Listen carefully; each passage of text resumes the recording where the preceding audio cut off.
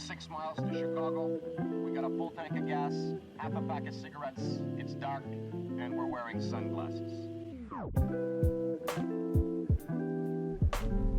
Hey there guys, Seno back here with a brand new video, here to bring you a new recipe that involves using a deep pot.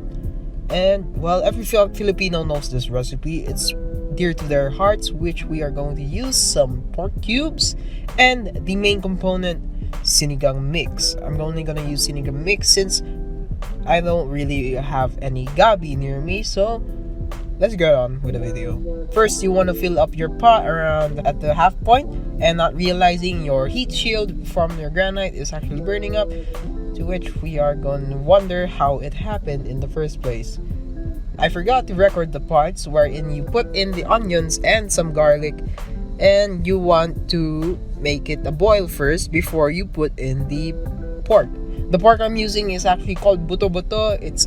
There's a lot of bones in it.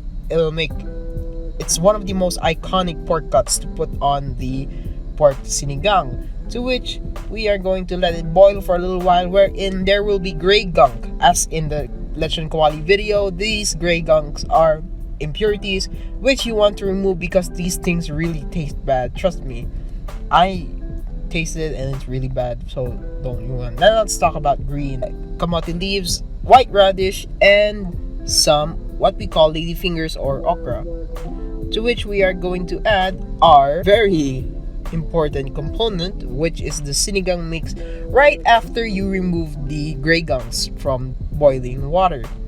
Knorr, please sponsor me, to which we are going to incorporate it into the mix, maybe stirring it a little bit, to which we are going to peel our white radish.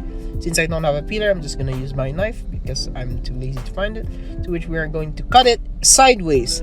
Now this is important because this will actually improve the cooking process of the white radish, same as the okra. I actually did it first, very thin slice, but my mom said do it bigger, so that's what I'm going to do here. To which we are going to poke some porks with our knives to see if it's already tender or not.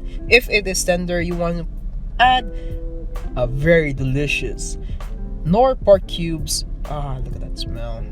Another one too, 2 pork cubes, to which we are going to wish that it didn't splatter on me and Knorr would sponsor me. Then proceeding to incorporate the pork cubes into the broth like so with a wooden spoon. Let it sit for a little while, and we're gonna poke it again just to be sure that it's actually tender, to which we are going to add our okra and white radish.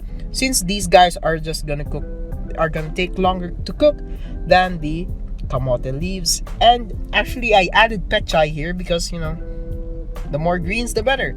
Anything can go on actually sinigang. For example, you can put talong, or actually a lot of Filipinos prefer having green chilies on there, to which after like around 2 minutes of putting the okra and white radish, you want to put the leaves on there, to which we are going to turn off our fire and put a lid on it, since you don't want to overcook the leaves. Like so, letting it sit right there, letting it cook on itself, throwing away the stems, etc. After around 5 minutes of the greens cooking, you want to transfer it into a deep bowl, as I have here, carefully not splattering a lot of precious sinigang broth, to which we are gonna check if our pork is actually tender.